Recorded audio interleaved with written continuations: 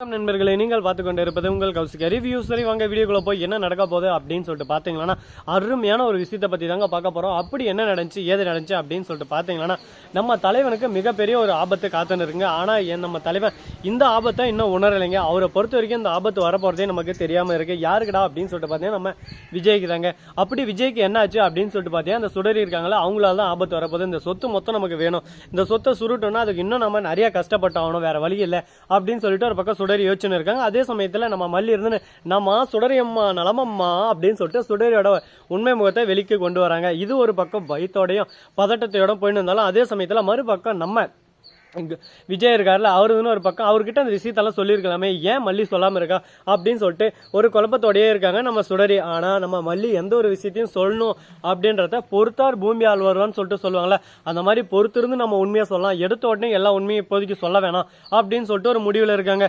இதை பொறுத்த வரைக்கும் நமக்கு என்ன தெரிய வருது அப்படின்னு சொல்லிட்டு பார்த்தீங்கன்னா நம்ம மல்லி இருக்காங்கல்ல அவங்க வந்து சுடரி அந்த வீட்டில் வச்சுக்கிட்டு அதுக்கப்புறம் சுடரி இப்போ அந்த வீட்டை விட்டு உண்மையான சூரியபத்தை சொல்லி விரட்டிட்டா அடுத்த செகண்டே கதிரேசன் மீண்டும் கேஸ் எடுத்து நம்ம விஜய் மேல வருவார். விஜயோட வாழ்க்கை கேள்விக்குறியா இருக்கும். ஃபர்ஸ்ட் இந்த சொத்து எல்லாமே நம்ம கைக்கு வரட்டும், சொத்து எல்லாம் நம்ம கைக்கு வந்த பின்னாடி அதை பத்தி நம்ம யோசிக்கலாம் அப்படின்னு சொல்லிட்டு திங்க் பண்ணிருக்காங்க. அவங்க திங்க் பண்றது தப்பே இல்லைங்க, கரெக்டான ஒரு விஷயம் தான்.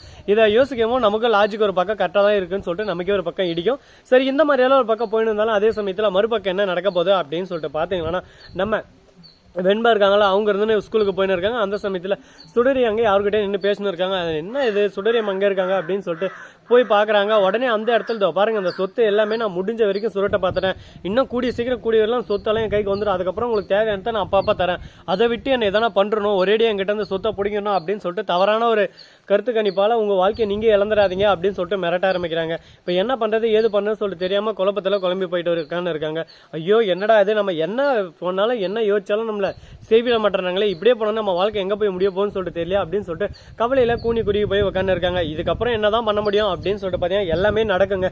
எல்லாம் நடக்கிறதுக்கும் வாய்ப்புகள் இருக்கு. ஆனால் அந்த வாய்ப்புகளை எப்படி நம்ம உருவாக்க போகிறோம் அதை பொறுத்து தான் எல்லாமே நமக்கு தெரிய வரும். இந்த மாதிரியெல்லாம் ஒரு பக்கம் போயின்னு இருக்க, மறுபக்கம் என்ன நடக்க போகுது அப்படின்னு சொல்லிட்டு பார்த்தீங்கன்னா கரெக்டாக நம்ம கதிரேசன் இருக்காருல்ல அவர் வந்து பிஸ்னஸ் ரீதியாக ரொம்பவே அடி வாங்கிட்டு இருக்காரு. என்னடா இது நமக்கு அடி மேலே அடி விழுந்துகிட்டே இருக்கு, இதுக்கப்புறம் நம்ம வாழ்க்கையில ஜெயிக்க மாட்டோம்ல, இப்படியே போனால் என்ன நடக்கிறது அப்படின்னு சொல்லிட்டு யோசனை ஃபீல் பண்ணிருக்காங்க. யோசனையே வேணாம், இனிமேல் வாழ்க்கையில சந்தோஷம் நீடிக்க போகுது, இந்த சந்தோஷம் லாஸ்ட் வரையும் இருக்குமா கடைசி வரையும் இருக்குமா அப்படின்னு சொல்லிட்டு கேள்விக்குறிகள் ஒரு பக்கம் ஓடிக்கிட்டே தான் இருக்கு. கேள்விகளுக்கு ஏற்ற மாதிரி பதிலும் நமக்கு கிடைக்கும்.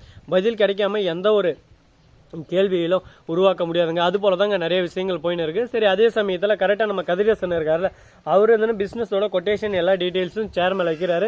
கரெக்டாக அந்த பக்கம் போனதும் உடனே சுடரி வந்து அந்த போட்டோ எடுக்கிறாங்க. அதை வந்து கதிரேசன் ஒளிஞ்சிருந்து பாக்குறாங்க. அப்போ இவளுக்கு எல்லா சுயநினைவும் இருக்கு, என்னோட பொண்ணு தான் இவ இல்லை, இவ வேற யாரோ ஒருத்தி அப்படின்னு சொல்லிட்டு முடிவு பண்றாங்க. அது மட்டும் இல்லாம தவறான ஒரு முடிவு பண்ணிடுறாங்க. விஜய்க்கு தான் இவ ஹெல்ப் பண்றா, விஜய்க்கு தான் ஏதோ போட்டோ எடுத்து அனுப்பிச்சுன்னு இருக்கா. அப்போ விஜய் பக்கம் தான் இவ, நமக்கு இவ எந்த ஒரு ஹெல்ப் பண்ண வரல, இவளை சும்மா விடக்கூடாது, இவளை எதனா ஒண்ணு பண்ணணும் அப்படின்னு சொல்லிட்டு ஒரு பக்கம் வெறி கொண்டு இருக்காங்க. இந்த வெறி கொண்டு இருக்கிற செயல்னால என்னென்ன பிரச்சனைகளை கண்டு போறான்னு சொல்லிட்டு தெரியல, என்னென்ன பின்விளைவுகள் எல்லாம் பார்க்க போறான்னு சொல்லிட்டு தெரியல. ஆனா செம்மையா ஒரு பக்கம் பிரச்சனை மேல பிரச்சனை வரப்போது. இதை மொத்தத்தையும் ஒரே டே இன்வால்வ் பண்ணி இதுல இருந்து வெளியே வரதுக்குள்ள இவங்க தலைப்பினாலாம் ஒரு பக்கம் பிச்சுக்க போகுது. அது மட்டும் நல்லாவே தெரியுது. சரி பார்த்துப்போ நிறைய பிரச்சனைகள் எல்லாம் வந்திருக்குங்க வாழ்க்கையில, எல்லாத்தையும் ஒரு பக்கம் சரி கட்டி தான் இந்த இடத்துக்கு நம்ம வந்து நின்று இருக்கோம். சாதாரணமா ஒரு இடத்துக்கு போய் நம்ம நின்ற முடியாது. அது போலதான் இந்த இடத்துல எல்லாமே ஒரு பக்கம் செஞ்சுட்டு இருக்காங்க. இந்த சாதாரண விஷயமே சரித்திரமா மாறாதா, என்னென்ன பண்ண போறாங்க ஏது பண்ண போறாங்க அப்படின்னு சொல்லிட்டு சுவாரஸ்யமான இன்ட்ரெஸ்டிங்கான நிறைய விஷயங்களெல்லாம் காத்துக்கிட்டு தாங்க இருக்கு. அது கூடவே இன்னொரு இன்ட்ரெஸ்டிங்கான ஒரு விஷயம் நடக்க போகுதுங்க. அப்படி என்னடா விஷயம் நடக்க போகுது, எப்படி என்னாச்சு அப்படின்னு சொல்லிட்டு உங்களுக்கெல்லாம் ஒரு கேள்வி எழும் தானே, அது வேற எதுவும் இல்லைங்க. நம்ம விஜய் இருக்காருல அவர் வந்து கரெக்டாக போயிட்டு மல்லி இதை பாரு, உனக்கு தெரிஞ்ச உண்மை எனக்கும் தெரியும், எனக்கு தெரிஞ்ச உண்மை உனக்கும் தெரியும், ஆனால் ரெண்டு பேருமே வெளியே காட்டியாமல் இருக்கிறதா நம்ம ரெண்டு பேருக்குமே நல்லது. அந்த சுடரை கூடிய விரைவில் கூடிய சீக்கிரம் என்னென்ன யாரு என்ன அப்படின்ற விஷயத்தை எல்லாத்தையும் வெளிச்சம் போட்டு காட்டி அவளை அந்த வீட்டை விட்டு துரத்தணும்னு எனக்கு ஆசை தான். ஆனால் அவள் இந்த வீட்டை விட்டு போனால் மேலும் மேலும் பிரச்சனை அதிகரிக்கும் ஒரு பக்கம். அதனால எந்த அளவுக்கு முடியுமோ அந்த அளவுக்கு ஒரு பக்கம் பொறுமையாக இருந்து தான் நம்ம ஆடி ஆகணும். ஒரு ஆட்டத்தில் நம்ம காலை வைக்கிறோம்னா நம்ம எந்த அளவுக்கு ஒரு பக்கம் பொறுமையாக இருக்கணும் அந்த அளவுக்கு நமக்கு பாசிட்டிவ் எனர்ஜி கிடைக்குங்க. அதை விட்டு இப்படி பண்ணிடலாமா, சரி இது பண்ணால் கரெக்டாக இருக்குமா அப்படின்னு சொல்லிட்டு நம்ம யோசிச்சுக்கிறதுனால ஒன்றுமே நடக்க போகிறதில்ல. இப்படி பண்ணி தான் ஆகணும், இதுதான் ஒரே ஆப்ஷன் அப்படின்னு சொல்லிட்டு முடிவு பண்ணி இறங்கி அடிச்சா கண்டிப்பாக வெற்றி கிடைக்குங்க. அது மாதிரி இன்னும் நிறைய இன்ட்ரெஸ்டிங்கான வெற்றி கிடைக்கிற மாதிரி நிறைய சுவாரஸ்யமான விஷயங்களெல்லாம் போயிட்டு தாங்க இருக்கு. அது கூடவே கரெக்டாக நம்ம விஜய் இருக்கார்ல அவர் வந்து சுடரி கிட்ட போயிட்டு நல்லா க்ளோஸாக பேச ஆரம்பிக்கிறார். இதை பார்த்து நம்ம மல்லிக்கு எரியுது ஒரு பக்கம், ஐயோ இப்படி பண்ணுறானே, ஐயோ அப்படி பண்ணுறானே, இவனை இப்படி விடக்கூடாது அப்படி விடக்கூடாதுன்னு சொல்லிட்டு ஒரு பக்கம் பொறாம ஆக்ரோஷம் கோவம் எல்லாமே வருது.